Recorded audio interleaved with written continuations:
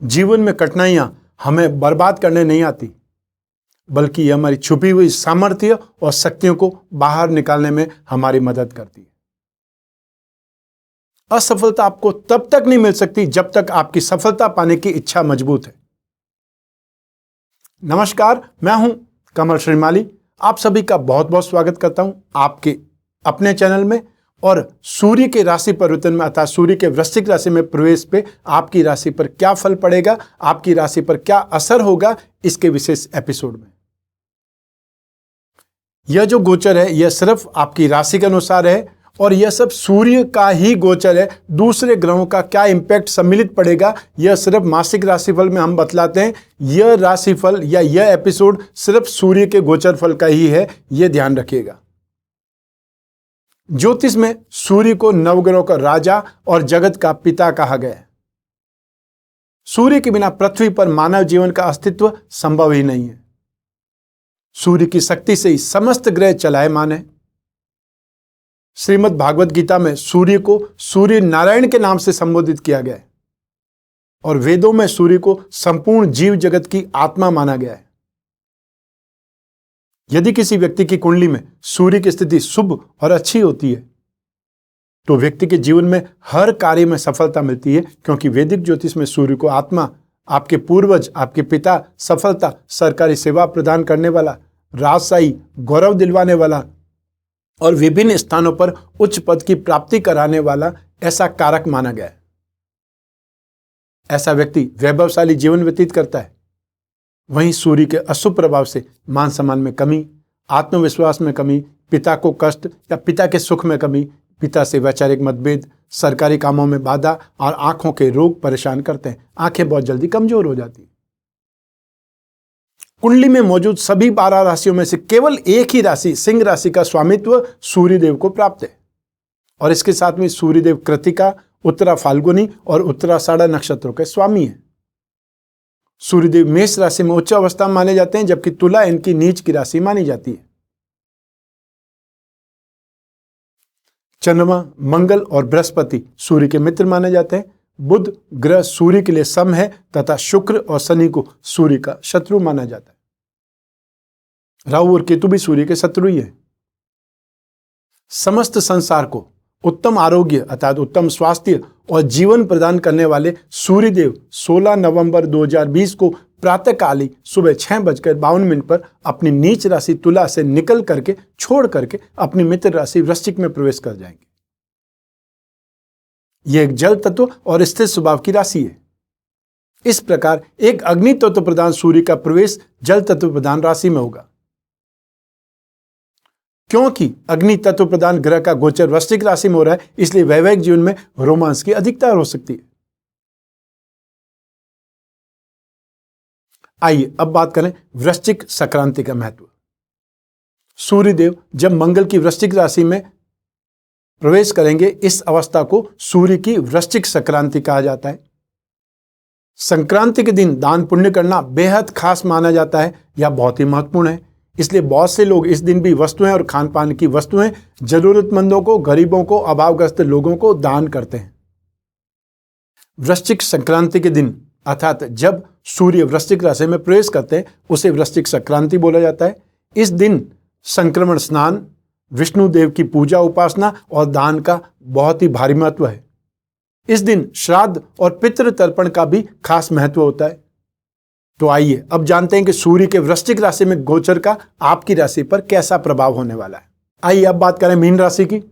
सूर्य आपकी राशि से 6th हाउस के लॉर्ड होते हैं और 6th हाउस से या छठे भाव से रोग, शत्रु, कोर्ट कचहरी, विवाद, सैक्रिफाइसेस या लोन जैसी स्थितियां, जीवन में आने वाली ऑब्स्टिकल्स का विचार किया जाता है। 6th हाउस का लॉर्ड षष्ठे सूर्य 9th हाउस में गोचरवश प्रवेश करेंगे और 9th हाउस होता है भाग्य का, धर्म का, लंबी दूरी की यात्राओं का, गुरु या गुरुतुल्य लोगों का अपने जीवन में स्थान के बारे में विचार किया जाता है। तो सूर्य के इस गोचर काल के दौरान प्रेतक संपत्ति मिलने की संभावनाएं काफी ज्यादा स्ट्रांग है। इस अवधि में आपको थोड़ा उतार चढ़ाव का सामना करना पड़ सकता है। अचानक से कुछ काम बनते बनते रुक सकते हैं और कुछ काम अचानक से बहुत अच्छे बन सकते हैं। जो लोग भी कानून के विरुद्ध काम करेंगे, इलीगल काम करेंगे, उनकी मानहानि होने की संभावना एक प्रकार से तय है। ऐसी स्थिति में आप फालतू चीजों से, नेगेटिव कामों से दूर रहें तो ही सबसे ज्यादा सही है। धन से संबंधित फाइनेंशियली मामलों में, लेन देन के मामलों में काफी ज्यादा आपको कॉन्शियस रहना चाहिए, अलर्ट रहना चाहिए, क्योंकि फाइनेंशियल लॉसेज की या पैसा अटकने की संभावनाएं बहुत ज्यादा है। और यदि संभव हो तो इस अवधि में किसी को भी पैसा उधार देने से बचना चाहिए। अपनी हेल्थ का पूरा ध्यान रखें, क्योंकि हेल्थ से संबंधित कुछ तकलीफें परेशान करेंगी। आपके पिताजी के स्वास्थ्य पर इस समय काल में बुरा असर पड़ेगा, और यदि वो ऑलरेडी हार्ट पेशेंट है तो उन्हें और ज्यादा प्रॉब्लम्स आ सकती है, या उनको ये प्रॉब्लम स्टार्ट हो सकती है। ऐसी स्थिति में आपको जब भी ऐसी संभावनाएं हो, जब भी स्थिति खराब हो, तो कोई हार्ट के डॉक्टर को एक बार चेकअप जरूर कराना चाहिए। सूर्य के इस गोचर काल के दौरान ऐसा मुमकिन है कि किसी खास मुद्दे पर आपका सीनियर से, अपने फ्रेंड से या अपने कलीग से, अपने भाइयों से वैचारिक मतभेद हो जाए, उनसे अपमान का भय बनेगा, यह ध्यान रखिएगा। अपने कैरियर में, अपने जॉब में, अपने बिजनेस में सक्सेस पाने के लिए आपको एडी से चोटी तक का जोड़ लगाना पड़ेगा, खूब पसीना बहाना पड़ेगा, खूब हाथ पैर मारना पड़ेंगे, तब जाकर के सक्सेस का मुंह देखना नसीब होगा। लेकिन इस सूर्य के गोचर में अचानक से किसी बहुत लंबी यात्रा पर या इंपॉर्टेंट यात्रा पर जाना पड़ सकता है। हर राशि को सूर्यदेव शुभ प्रभाव ही देंगे ऐसा संभव नहीं है, और हर राशि को सूर्यदेव दोषपूर्ण व्यवहार ही करेंगे या अशुभता ही देंगे यह भी संभव नहीं है। तो ऐसी स्थिति में जिन जिन राशि वालों को, जिन जिन राशि के जातकों को, लोगों को सूर्य का नेगेटिव इंपैक्ट होगा या नकारात्मक उनको प्रभाव जिनको प्राप्त होगा, उन लोगों को सूर्य दोष निवारण के उपाय करने चाहिए। और यूं भी आप यदि वर्ष भर सूर्य दोष निवारण के उपाय करते रहेंगे तो जब भी सूर्य नेगेटिव आएगा आपके ऊपर उसका असर बहुत कम होगा या नहीं होगा, और जो सूर्य शुभ है उसका असर आप पर ज्यादा होगा। तो ऐसी स्थिति में सबसे पहला उपाय द्वादश आदित्य कवच धारण करने का। सूर्य 12 हैं, अर्थात हर माह जो सूर्य चेंज होता है उसका कोई न कोई नामकरण है, और इसीलिए द्वादश आदित्य है, अर्थात 12 प्रकार के सूर्यों का शुभता धारण करने के लिए आप ये कवच बनवा करके धारण कर सकते हैं। और जिनकी कुंडली में सूर्य महत्वपूर्ण है, अर्थात त्रिकोण का अधिपति है, आपकी राशि का अधिपति है या आपके लग्न का अधिपति है, तो ये और ज्यादा आपके लिए बेटर हो गया, शुभ हो गया। सूर्य यंत्र के साथ में माणिक्य जड़वा करके आप लॉकेट के रूप में भी धारण कर सकते हैं। सूर्य नारायण यंत्र की स्थापना करके पूजा कर सकते हैं, या नवग्रह दोष निवारण यंत्र की स्थापना करके पूजा करें, ताकि सभी ग्रह दोषों का निवारण एक साथ में भी हो सकता है। सूर्य ग्रह पिरामिड या नवग्रह दोष निवारण पिरामिड अपने जहां पर आप सोते हैं पलंग के आसपास स्थापित करना है, साइड टेबल पर या उस रूम में, ताकि आपकी माइंड, बॉडी और सोल ये तीनों ट्यून अप हो सके। क्योंकि कोई भी ग्रह जब चेंज होता है सबसे पहले आपकी बुद्धि पर असर करता है और उसके बाद में आपके शरीर पर।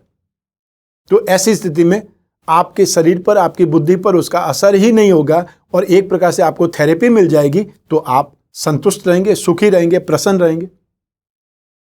सूर्य ग्रह की शांति के लिए आप 1 मुखी या 12 मुखी रुद्राक्ष को भी धारण कर सकते हैं। भगवान विष्णु या श्री राम की पूजा उपासना करें। नित्य प्रतिदिन सूर्य को अर्घ्य दें और गुड़हल के पुष्प सूर्यदेव को अर्पित करें। सूर्य ग्रह की शांति के लिए सूर्यदेव के बीज मंत्र ओम राम रीम रोम सह सूर्याय नमः, इस मंत्र का हर रोज यथाशक्ति जितना आपके पास समय मिलता है इसका मंत्र जाप करें। हर रविवार को गेहूं, गुड़ या तांबा का दान करें और तांबे के बर्तन में रखा हुआ पानी पिएं।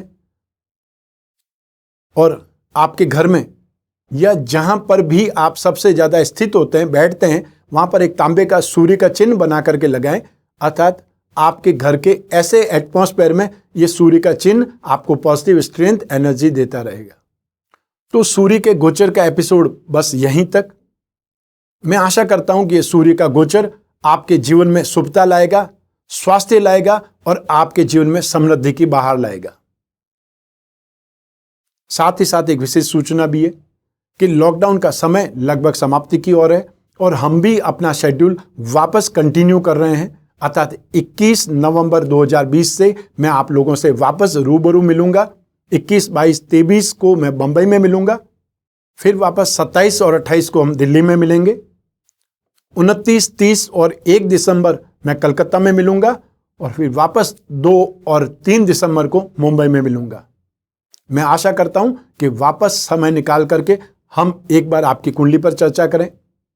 अब आगे क्या कर सकते हैं, भविष्य में क्या कर सकते हैं, ताकि जो बैकलॉग में नुकसान हुआ है, जो कुछ भी आपको अभाव झेलना पड़ा है, उनसे कितनी जल्दी बाहर निकल सकते हैं। अब क्या योग है आपकी कुंडली में, तो ऐसी स्थिति में आशा करता हूं हम बहुत जल्द एक बार फिर से मिलेंगे।